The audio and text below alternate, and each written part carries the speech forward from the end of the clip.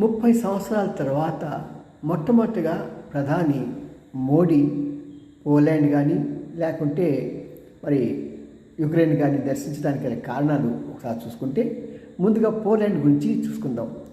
Poland ఒకప్పుడు రష్యాకిలో భాగం, అది విడిపోయింది.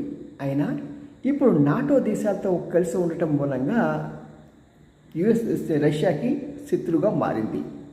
మరి అలాంటి దేశానికి మోడీ ఎందుకు వెళ్ళాడంటే వాళ్ళ దగ్గర రష్యా సైనికులు రష్యా ఆయుధాలు చాలా ఎక్కువగా ఉండటం మూలంగా వాటి విడిభాగాలు చాలా వాళ్ళ దగ్గర ఉన్నాయి, వాటి మెకానిక్లు వాళ్ళ దగ్గర ఉన్నారు, అవి మనకు ఉపయోగపడతాయని మొదటిది.